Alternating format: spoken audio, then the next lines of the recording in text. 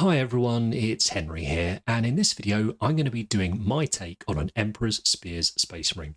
So I wanted to smush together the new Armageddon Space Marine Captain and the fairly recent Space Wolves Wolfguard Battle Leader, two of my current favourite Marine models for 40k, and see what I could create with them.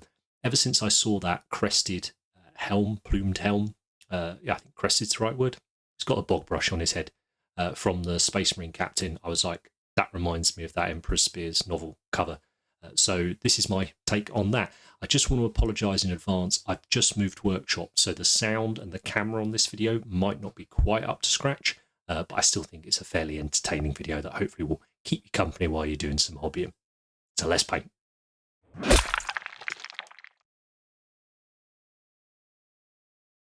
So as I say, two of my favourite current Primaris Marines are the Armageddon Captain and the Space Wolf Battle Leader. Wolfguard Battle Leader, whatever it is. Wolf.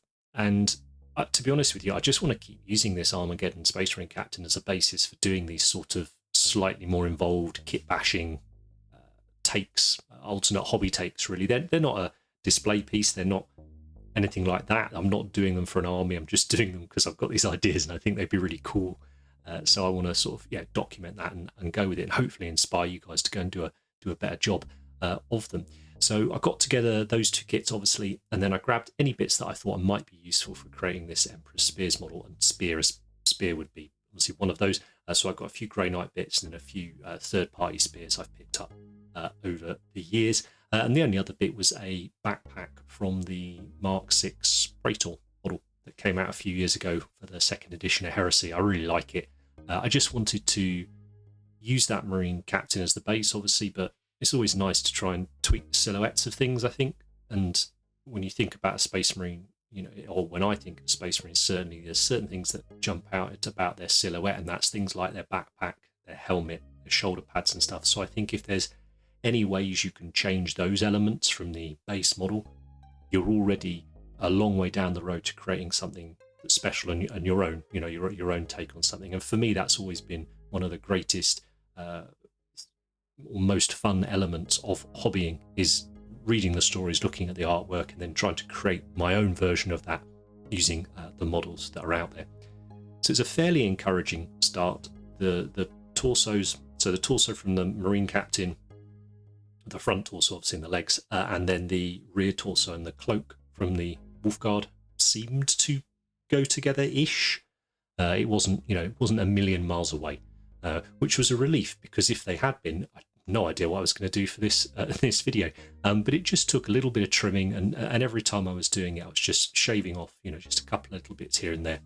I used a really sharp X-Acto blade, and I used my Red Grass Games side cutters for this, so I was always getting really nice, precise, sharp cuts, and just taking a little bit away each time, And here you can see I've sort of tacked them together with just a little bit of super glue to see if it will work. And yeah, this was enough to sort of pursue it and so for it. That side's going to be a little bit challenging with regards to the gap to fill in, but nothing too horrendous. And as I say, this isn't meant as a sort of competition piece or anything like that. This is just to sit on the shelf and make me smile, or indeed, if I did have an army, this is the sort of stuff I would be doing for my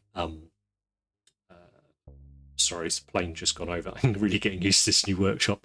Goodness knows what else there's going to be while we're recording this. I'm really sorry if it's annoying. I will endeavour to get everything in place as soon as possible, but I didn't want to not do videos. At the moment, I'm literally working off a desk in a mountain of sort of boxes and everything. So yeah, forgive me if it's not quite as polished as normal. Not that it's polished, particularly well. Anyway, but we will see. I really like the new camera I'm using. It's the first time I've used it, and I've got to get to grips with the focus on it. But I think when the footage is good, I'm really happy. I think it's definitely an improvement on what I've been doing before. So that's really encouraging. So yeah, little bits of shaving here and there to make it fit, and it's good enough is good enough with this. So we're not creating it for it to be critiqued or anything like that, or scrutinized. It's simply to look at, and does it tell that story? Does it make you think of an Emperor's Spears Captain? And the two goals really were to not make it look like an Ultramarine, not make it look like a Space Wolf, which I think we've achieved, but we'll see. The reason I wanted to use that battle leaders, elements of it, was the pelt around the shoulders. And it's really nicely sort of sub-assembled for putting together. It wasn't that hard for me to sort of cut little bits off to make it work how I wanted to. The biggest challenge really was how the paw was falling down the front of the model. I seem to be having a bit of an issue with swords and scabbards when it comes to these models. If you'll watch the Salamanders one I did a few weeks ago, you will no doubt have seen. And it was the same with this. In the end, I just had to cut the handle off his little short stabby sword, and let's assume that he's stuck it in something and broken it or forgotten it or something like that. But you can't really see it behind the claw anyway. And what I was doing here was using plastic glue, and the fact that it sort of heats up the plastic and melts it. I was using that property to slightly bend and manipulate the plastic without having to sort of do loads and loads of extra sculpting. I did have to use a little bit of putty on this build, but I wanted to try and keep it as simple as possible wherever I could, because I think sometimes that's the fun of kit bashing, right? Kit bashing is not a full-on conversion where I'm willing to take, hours and hours and hours of additional sculpting and this, that, and the other to create the story I want to tell. I want to smush it together and get it, pretty good. And using plastic glue in that sort of capacity can be really useful for that, filling gaps and moving parts if you're crafty with it. I needed to shave off sort of any other wolfy bits or any other Space Wolf bits. As I say, I was really keen that it when you looked at it, you didn't think Space Wolves. So anything like the Space Wolf gems, they've always got those sort of diamond pattern gems, and any other sort of wolf's heads, obviously, but anything like that might be wolfy, I wanted to remove, and I wanted to keep lots of those elements like the lanyards and the terrages and all of that sort of thing. So again, which you wouldn't typically see on a Space Wolf model. So hopefully, you weren't getting those sort of visual cues that it was a wolf. Now, the spear itself, this I think is off a Terminator, a Grey Knight Terminator, and I'm saying that judging because of the size of the hand. And whilst it is, maybe 5% too big in my opinion, because the Primaris is a little bit bigger anyway, I don't think it matters. I think, it certainly didn't distract me, and until I'd gone to do the editing, I'd forgotten about it, that the size sort of difference had sort of jogged in my mind. I'm on a real sort of zero waste hobby thing at the minute, and I was about to use the sword for the spear tip, and then I realised I'd chopped the sword blade off when I did the Salamander's Captain. So rather than ruin a new piece, I dug around in the bits box from that video and other upcoming video, and found it in there. Now, a few of you ask about pinning when I do it. So I use a 1mm drill bit in my hand drill. So I've just ordered a 0.9mm brass rod. So I've just gone on eBay, done 0.9mm brass rod, and that's what I generally use when I'm pinning. It would be useful, and it's probably something I will do in the future. I will probably look to try and find maybe a 0.5 or something. So more flexible and obviously smaller. And match that to a drill bit as well, because that could be useful for drilling. Then I'll have a couple of different options. As it was for this, it was absolutely fine, and it was essential for this. So the reason we're doing this pinning is to give the parts additional strength. Rather, the plastic glue will hold them together absolutely fine. It melts them together. But when they're very delicate, when you have a very small contact point, it is easy for it to break. And I knocked the model over, and the pinning prevented it breaking off at the cross piece where it joins here. It in fact broke off further down the model where the pin finished, which is a right pain in the arse to fix. So I should have just done a longer pin down into that haft. I thought that as I was doing it. I was like, I should have gone a bit further in. But anyway, do pin. It's really useful. I think it's really useful anyway. So I've tacked him together here with some blue tack just to get a rough idea. Is this more or less right? And I was very excited at this point, to be honest with you. I was like, oh, this is going to look pretty cool if I don't mess up the paint on it. Really happy that it wasn't too wolfy, but now we needed to deal with some of these not inconsiderable gaps we had in the model. So I'm just using some Tamiya putty here.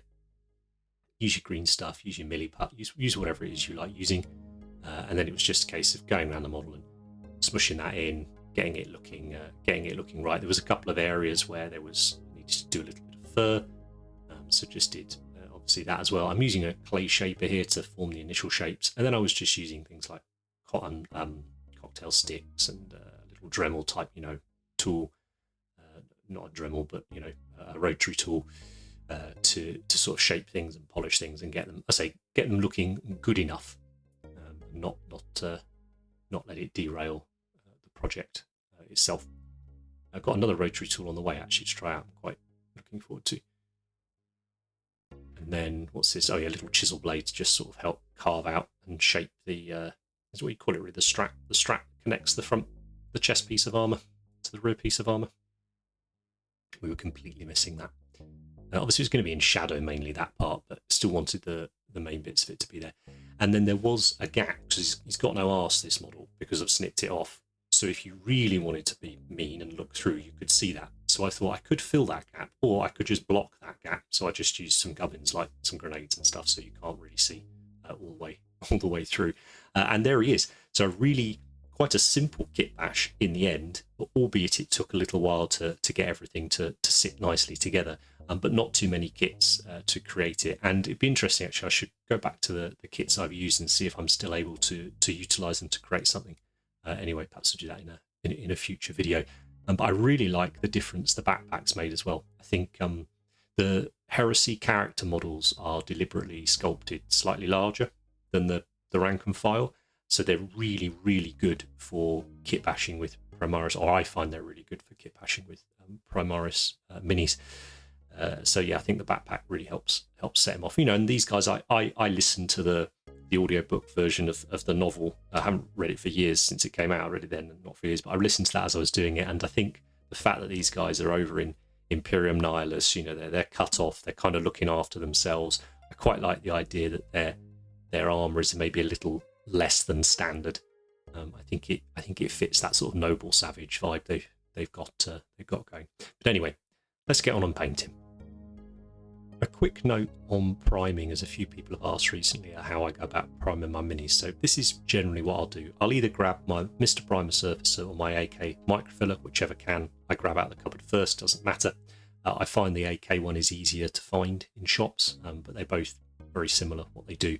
And I'll give them a dusting with this. It'll help you see if there's any sort of glaring imperfections or mold lines that you've missed.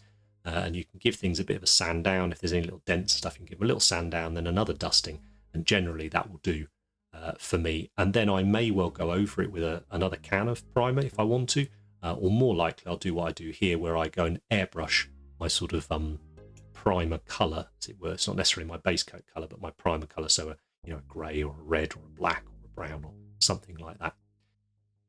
With the Emperor's Spears, getting the blue right was the absolute sort of lodestone key of the entire paint job. It's a blue Space Marine with quite a lot of the sort of Greco-Roman vibes going on, and it is a blue that is not a million miles away from an Ultramarine. And much like every single chapter, everybody has their interpretation of what is Ultramarines blue, what is Dark Angels green. There's general consensus. Pardon me, but I think everybody sort of has their own sort of definitive thing. It's not as bad as Goblin Green bases, but there's definitely some of that there. So for me, I needed to get this blue correct, and I wanted to utilise the airbrush. I really enjoy using the airbrush when I'm painting models with lots of armour on, which obviously it's a Space Marine, so he does. So I'm going to do a pre-shade here. So I've sprayed the model black that I was going to do the armour on, and now I've gone in here with mini colour white. Now usually I would use something like Tamiya flat white because it airbrushes so well. Mini colour white airbrushes equally well, which is why I've started using that. I appreciate, depending on when you're watching this video, you may not be able to buy it just yet, but Tamiya flat white or mini colour white are my go-tos now for airbrushing white. I've set my PSI at about just over 20, and I have thinned the paint accordingly. So the paint is almost as the consistency of a typical wash. It is a dilute mix. So I need to be conscious of that when I'm spraying onto the model, that I don't do too much in one area and let the paint build up and spider off everywhere. And equally, I don't get too close to the model. But by keeping it so dilute, as I'm spraying the layers on, they're going to be very, very see-through, very translucent, which means I can build those layers up of white over black, and I can create black through grey, all the way up to white. So I can create this lovely sort of gradient, which creates the light on the model, the areas of light and shade on the model. This is Marines are a great miniature to practice this technique on, and actually the captain model in particular, because of his dramatic pose, is great for it. I've just picked a light source from above and slightly off to the right. The reason I've chosen to come off from the right as we look at him is because the way his right leg is put out in front of him. I was like, oh, you could create a little bit of drama there with that knee, because you have some light and shadow. Now, I don't particularly like an over-exaggerated airbrush look to my models, so not too extreme when it comes to pre-shading. This is sort of the level for me, and then generally the techniques I use after this will tone this down anyway. But you see I sort of work my way around the model, work my way around, looking at the shapes on here, largely cylinders and spheres, and light it accordingly. Whenever I use white in an airbrush, I do find I have to do more cleaning than I typically do with any other colours. So normally I would just whiz it through with a bit of cleaner and water and be done with it. When I use white, I find I need to go in with a cotton bud and just winkle it down in there in the bottom of the paint cup just to remove it. I assume it's something to do with the pigment size, or potentially it's just because pre-shading is generally the longest I will ever be spraying one colour when I'm working with something. But you can see there it's all nice and clean, and the only extra step there was to use a cotton bud for a bit of cleaning on it. So onto the main armour colour itself, the blues. So I just grabbed all the blues that I thought were roughly right for not an ultramarine. It's this nice, slightly desaturated, slightly faded blue. And as it was, there was one that stood out, Hoeth Blue by Games Workshop. Now, just to caveat this, I bought this bottle of Hoeth Blue 3 or 4 years ago, probably. So I have no idea if the current Hoeth Blue that you can buy will be exactly the same as this. But this one is the right sort of colour I was going for. And then I went for Calidor Sky as the slightly darker blue, because I didn't just want to spray Hoeth Blue over this pre-shade. You could do, and it would look really decent, and you would get light and dark and fine.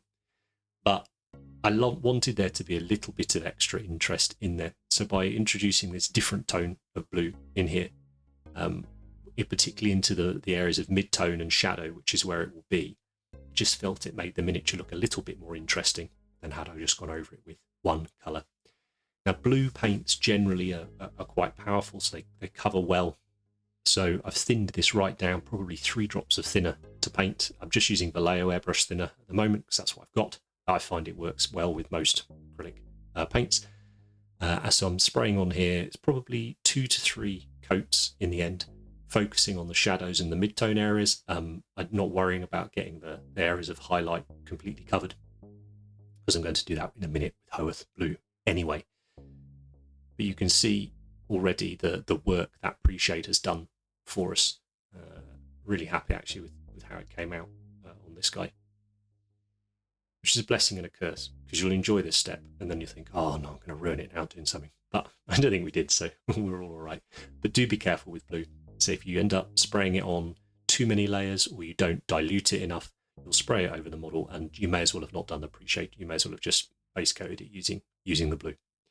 So now we go in here with the Hoeth Blue, so similar dilution, and I'm just aiming this at the areas of highlight. And I hope you can see on the camera, but it's just the perfect blue, in my opinion, for them. It's just the right level of sort of desaturated, slightly faded, and for me, just straight away took it away from being an ultramarine.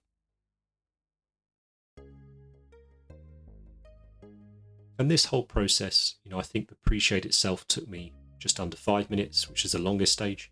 And then applying these, applying the layers of colour is taking, roughly a minute, maybe 2 minutes each. So you could comfortably, if you just had a short session, you could comfortably get this airbrushing bit done for the model. And once this is it, this is more or less it for the airbrush. Now, absolutely, if you haven't got an airbrush, you could do this, use exactly the same colours. Maybe you dry brush it up, maybe you sponge it up, maybe you just do traditional sort of layering and glazing.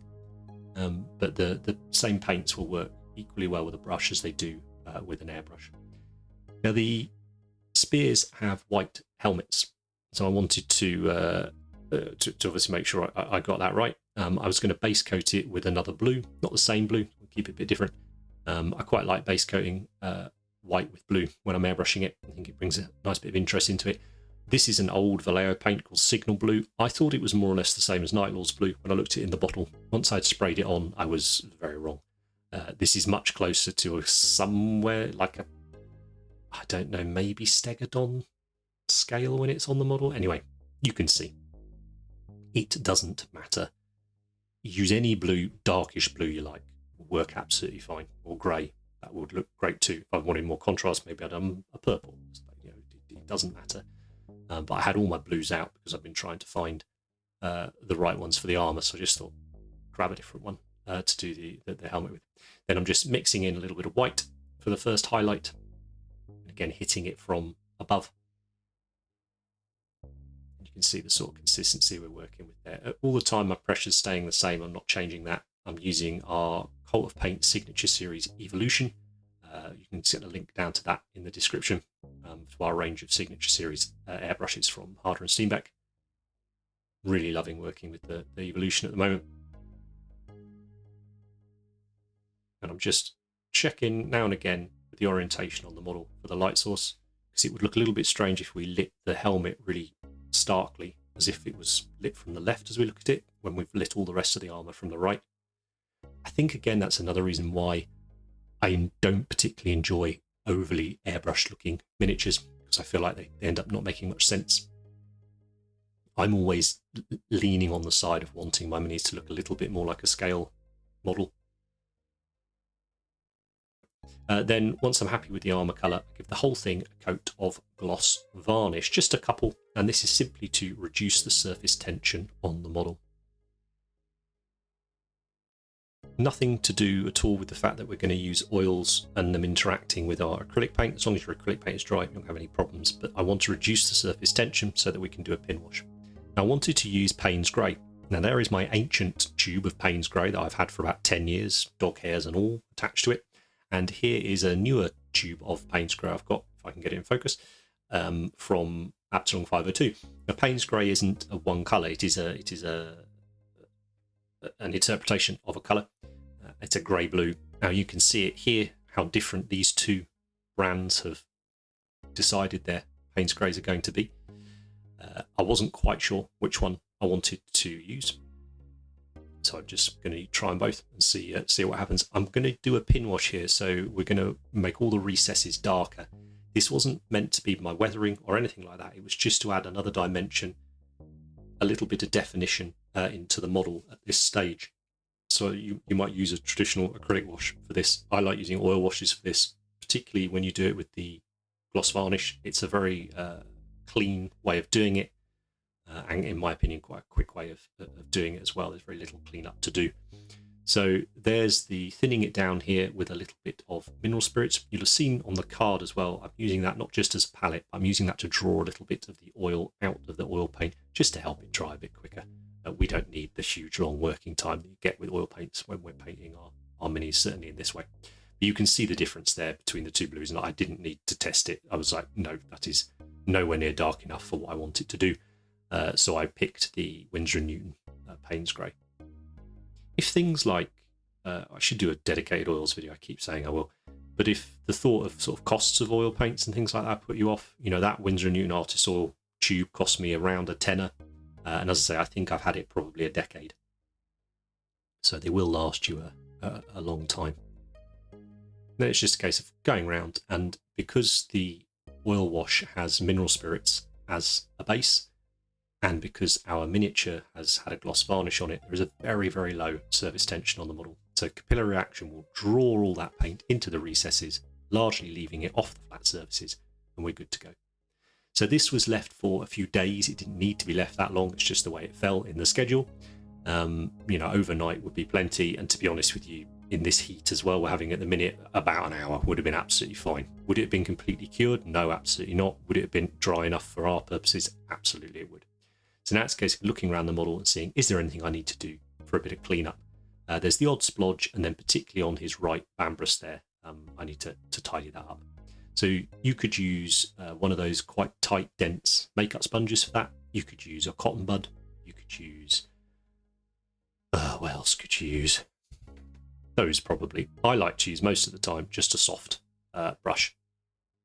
You'll actually, yeah, this and those really dense, spongy makeup sponges are the two I tend to use when it comes to removing oil. I like the sort of control they give me. And also when you use things like cotton bud, you'll end up, or I end up anyway, with getting loads of like the fibres and stuff on my models. It's really annoying. I have enough of a problem with a dog and stuff like that, not getting dust and hair and stuff on the minis.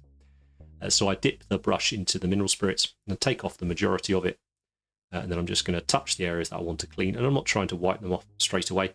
We'll just give them a little dab, let that mineral spirit reactivate the paint, which I say this is dried for 3 days, but it's still reactivating it absolutely fine within a couple of seconds. And then we can just gently remove it. Now, it has got a few layers of gloss varnish on the model, but they're only airbrushed on. They're not doing a huge amount of protection, as it were, on the miniature.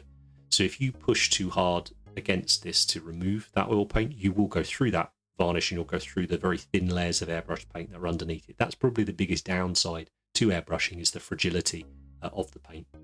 So just take your time, just be nice and gentle with it and work your way around. And again, that was good enough for me. Now, I went into this project a little bit underprepared. I didn't do a tester or anything like that, so I thought I would film my journey, as it were, on it. I was looking at the blue and I was like, it looks okay. And in my head, I hadn't decided whether I wanted this to be a particularly grungy, weathered Emperor Spear, or if I wanted it to be a little bit more stark and in your face, like, say, the Salamander's Captain was that I did the other week, because I really like both the looks. And yeah, I should have had a clearer idea of what I wanted to do. But I got to this stage and I was like, no, I do want him to look a little bit more scale modelly. So I'm using a technique here called oil dot filtering. I've done an entire video dedicated to this, so I will link it up at the top where you can look at it. But essentially what we're going to do is use lots of little dots of all different coloured oils here, smush them together on the surface, and it just creates this lovely sort of lived-in, worn, effect on the armour. I thoroughly enjoy it. It's not everybody's cup of tea, but for me it absolutely is. This is how I like my Space Marine armour to look as a base, and all of this, is ridiculous it seems, all of this is just getting me to that starting point where I can then choose how much weathering and stuff I want to do to it. I realised at this point as well that his right knee is a slightly darker blue, so that was a bit annoying. So in the end I used Leviathan blue to get it there, and then I just mixed in a bit of the Calador Sky to highlight it up. Just used a brush. It just took a few coats to get it looking okay. So then I blacked out a load of the other details just to help me get an idea of what the model sort of looking like. And then I think I gave the model a quick blast of matte varnish. Again, this is just to take the shine off it, just so I can see everything a little bit better. And here I'm going in and doing just a little bit of sort of tippy-tappy chipping, which creates a little bit of definition. It's a bit like edge highlighting, and also just introduces a little bit of battle damage. I'm not doing it down every edge by any means. I'm just focusing really on those areas of highlight and also areas of sort of high wear and tear. So even if it's in shadow, but it's an area of high wear and tear, I'll probably do a little bit of this chipping. It's not realistic by any means, but I think it's just a nice way of drawing a bit of attention and showing a bit of care on the model. Also, in the UK at the moment, we've been having this heat wave for feels like months now, so it's just making everything a little bit tricky as we're getting used to it, how the paint behaves with it. Then I had a look at the colour plates that we've got available for them, and they use a lot of this Nemaean, is it Nemea? Nematon? Nematon. I think that's their home world. Yeah, Nematon script stuff.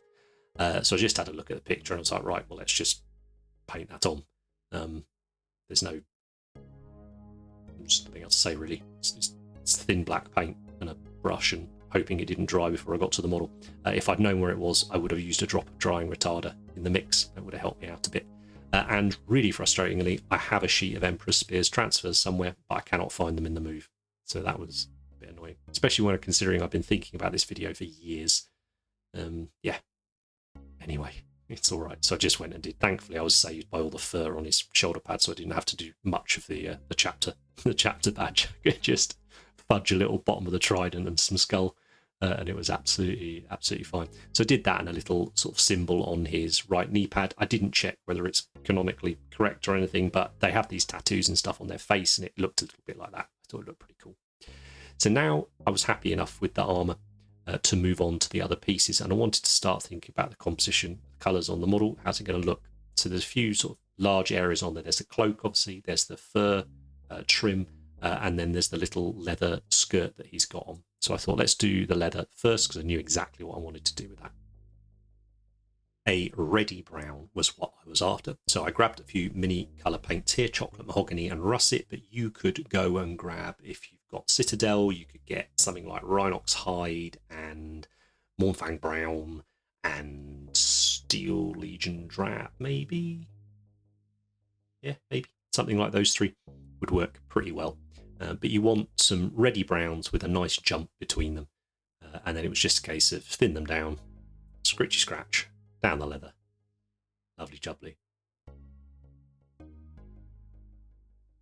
I love this model so much. The captain, it's just got everything I want from a Space Marine, it really does. So I hope you like it, because I'm pretty sure it's going to feature quite heavily on the channel over the next few years, once I've gone on eBay and picked up a few more.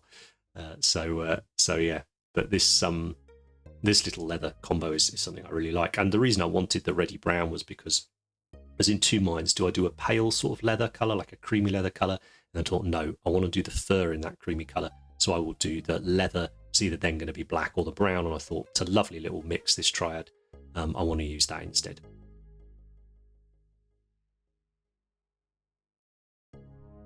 For the fur, I had a look at the available artwork, and generally it is a sort of light, off-white fur, and two of the three pictures had elements of brown on it. So I thought, okay, well, let's start with the main sort of off-white itself. So I'm using a deck tan colour here at the bottom, and then a sort of olivey brown colour as the base coat for it. This is a mini colour in an old Vallejo model colour, but it really doesn't matter. You're just looking for these sorts of, the sort of grey, slightly green, brown, and then the deck tan for the warmer off-white. My concern with this was, if it was all done in the white, would it look too stark? And also, would it be distracting against the other elements of white on the model? So for instance, the crest, the helmet, and the chest eagle, I've deliberately done a more bluey white, so that if when I did the fur here, I could go a warmer white, and so they wouldn't look exactly the same. But again, I was still concerned they would clash a bit too much. But my concern with doing what I'm doing here, which is why I tested it on the back of the model first, where you sort of do more like you would see on a classic Space Wolf pelt, where you start to introduce some darker colours towards the middle of the fur. My worry there was it would end up looking like pushing it back towards Space Wolves. I was so nervous about that. I don't know why, but I just am. But I had so much fun doing that Wolf Lord video back at the start of the year. I'll link it up if I remember, because I read this really old White Dwarf way of doing fur, and it was so much fun. I was like, in some of that artwork, it does show that. It does have that nice, warm, chestnutty, mahogany brown colour. And I thought, well, I'll just grab the leather colours that I've used. Maybe go a bit heavier here, you see, make the mahogany a bit more prevalent. And it did look really, really nice.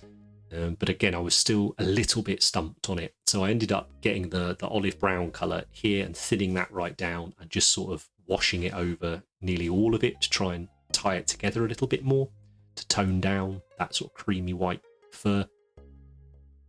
Again, maybe being a bit of a coward, maybe I should have gone more pure white with it. But the advantage of going backwards and forwards and doing these different effects on the fur was I was starting to build up lots of different tones and hues across the fur, which I think helped make it look a lot more natural in the end.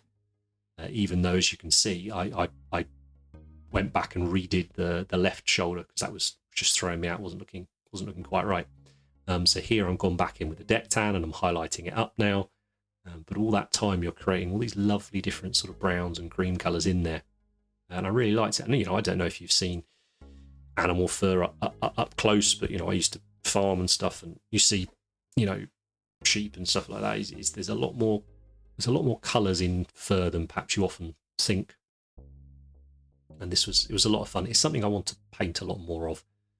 I really do enjoy doing it. So I thought those new AOS ogre models looked quite fun to do some painting on, maybe one of the cavalry miniatures, certainly one of the hunters. So that'd be a nice way to play around with doing some different skins, the ogre skin itself, but then also the pelts and things like that. Thought be quite fun. I knew what colours I was going to do this straight away. When I'd looked at the artwork, the real sort of flash of colour that you saw that wasn't the blue was a little bit of the red. I thought, okay, well, I'm going to keep the front of the cloak black, and the main decision for that was because of how difficult it was to get into the cloak to paint it on the inside of it. Because again, I guess this model wasn't designed. This cloak wasn't designed to go on the front of this model, so the access is very difficult. So I thought leaving it black was the best idea there, which meant that the red would need to be on the back. So I base coated it using a nice dark red. This is Claret by Mini Colour, and then I'm highlighting it up using Cherry. Now I've used my sort of old mixing brush here, which is all split out, and because I deliberately wanted to try and leave brush marks there on the model, so it looked like a fabric. I sort of thought of it as I was doing it, and I liked the effect. I think it might be something I look at trying a bit more. You know, we use sponges and stuff, don't we, to create texture and stuff. I thought, well, what if I used a brush in that way as well? And then I'm just going in with the darker red on the airbrush to smooth out the shadows. That's it. I wanted to keep the cloak really quite simple, really quite subdued, because for me, the armour is what I want to sing on this particular paint job.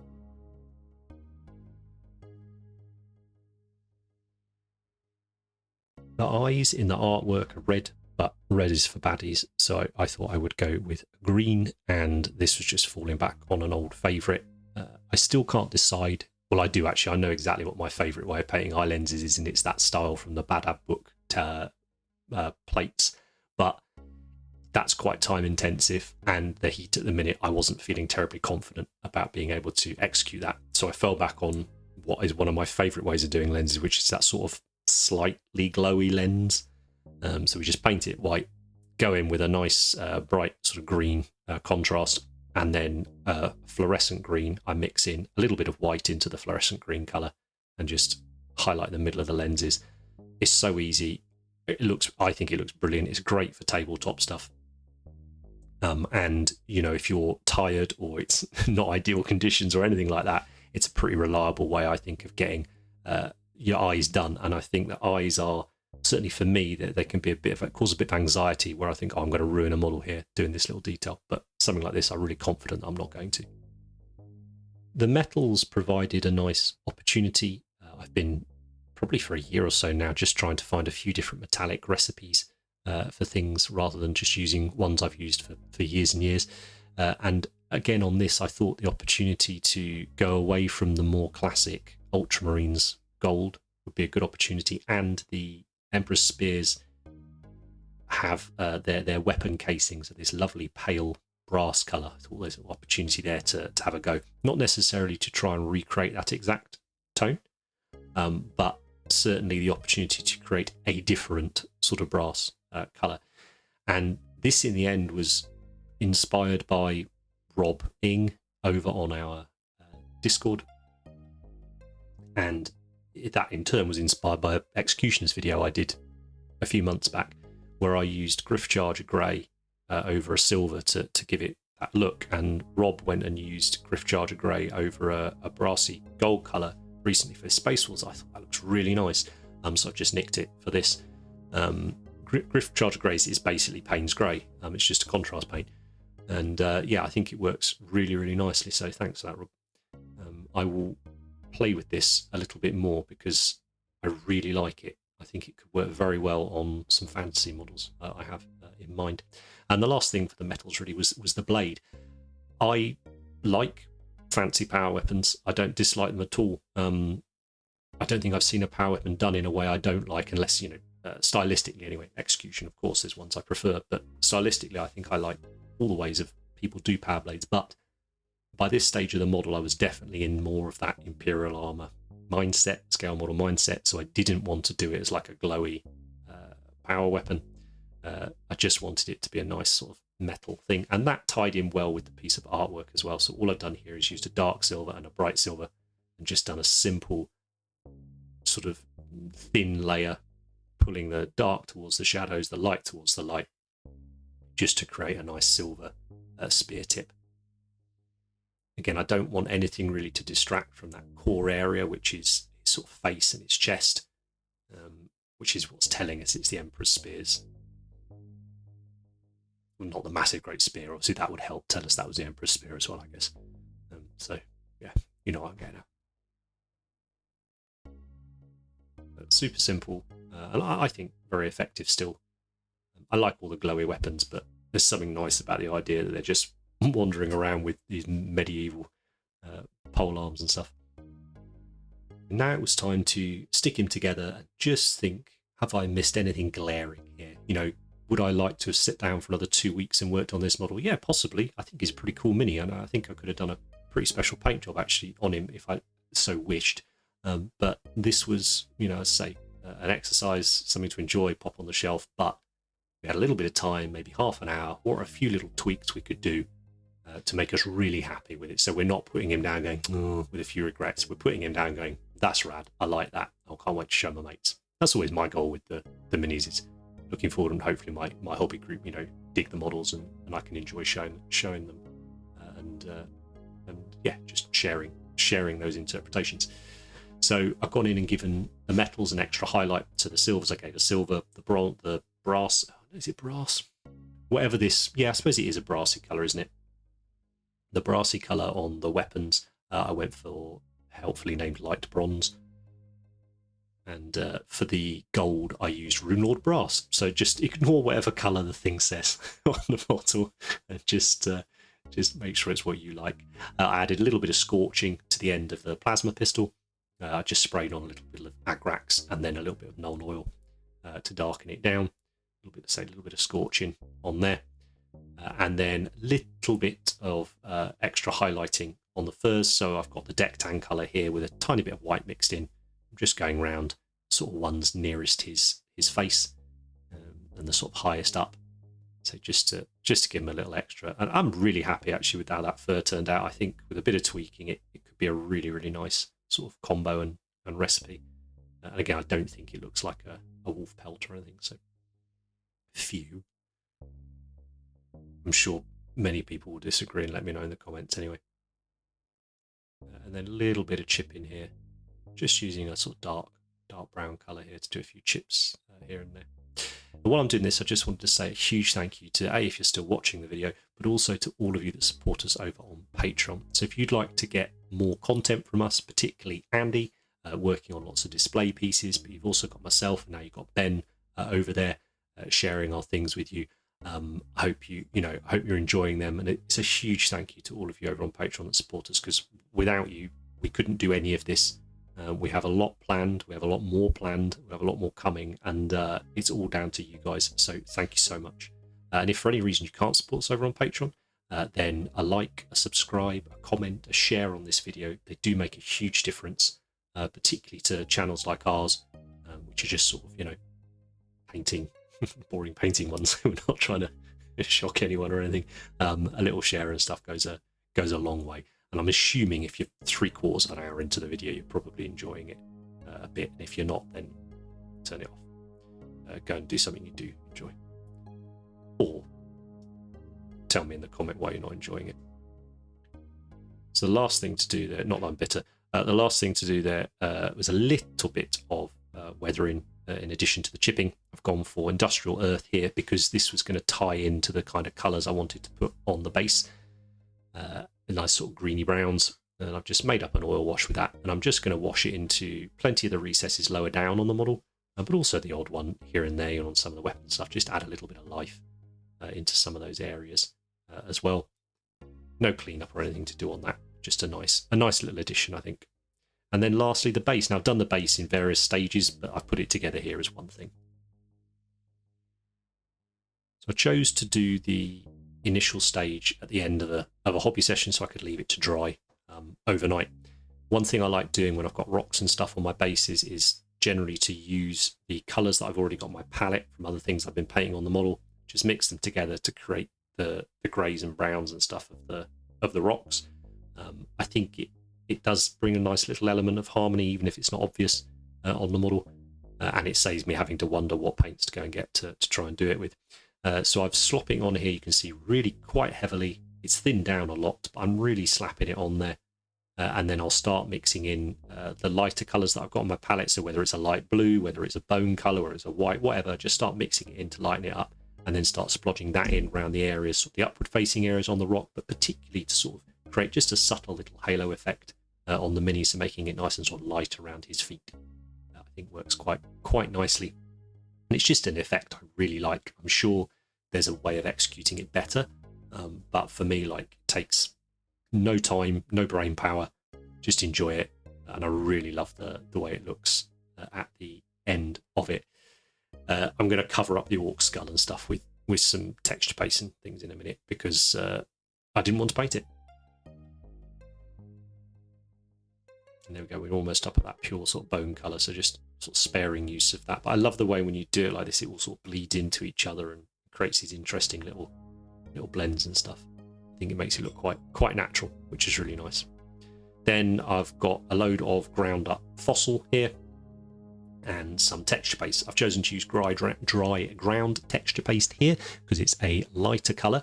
So I want to do some darker pigments over the top of it, but it's also a really nice kind of rubbly look, I think, to it. It's got quite a coarse texture. I quite like that.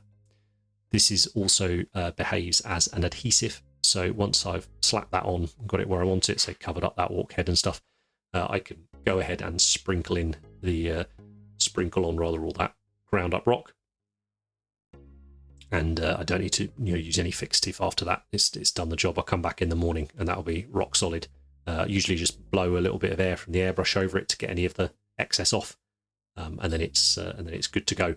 And then the two pigments I'm going to use here, I'm going to use a dark brown. This is Metal Slag by Mig, I think it is. Just a darker brown colour. Get that in there. And then the lighter colour, the light sienna, or no, natural sienna, I think is the one I was going to use for that. So going to make up a little pigment wash from that. But first, just going to use that natural sienna, just a little bit of that smushed onto the base of the cloak, just to help tie it in a little bit more. So it's very ever so simple, the cloak, so I wanted to make sure it didn't look forgotten. So a little bit of weathering, I think, helps tie that in. And then I'm using some airbrush thinner there just to create a pigment wash, so we can wash that in. It'll fix the pigment to the model and help it run into all those sort of recesses. It'll pool up with the brown as well. And that's him done. Looking, I think, pretty cool. Mission accomplished. Does it remind me of the artwork from the Emperor's Spears novel? Yes, it does. And that was the goal. And was I able to play around with a couple of my favourite Marines? Yes, I was. So yeah, very, very happy. And I hope you've enjoyed it, and I hope it's sort of given those of you that comment sometimes about wanting to do a bit more with their kit bashing and stuff. I hope it's giving you some confidence and some ideas to just go ahead and start slapping some things together and creating your own characters. Making those models your own. Now, I think we've got a load of non-marine stuff coming up for the next few weeks. But if there is anything you would like to see us cover, please do pop it down in the comments, or you can jump over onto our Patreon, where there's a Discord where you can do requests for videos as well, which we will inevitably get to at some point, because we've been going for years and we plan to keep going for years more. And I'm thoroughly enjoying doing these slightly more expansive hobby videos like this one. We will be bringing back those classic recipe videos as well that we've done for so many years. I thought I'd do a few orc ones over the next few weeks. I've just got them on my mind. I need to get them out of my head. How would I do a Death Skull? How would I do an Evil Sun's Lad? And things like that. But yeah, as long as you enjoy these sort of kill team videos and character kit bashes and things like that, let me know in the comments, because I would love to continue doing them for all of the different factions, whether that's sci-fi, 40k, 30k, or indeed the fantasy systems as well. Got a real hankering to do some more Warhammer fantasy. Be updating the Cathay project over on Patreon very soon. So if you have any questions about anything I've done in the video, pop them down in the comments and I'll get back to you as soon as I can. Thank you ever so much for all of your support. Take care. I'll see you next time. If you like any of the models that you've seen in this video, but you don't have the time or the wherewithal to do them yourselves, then consider giving Ben an email at commissions@cultofpaint.com. Maybe he can help you out.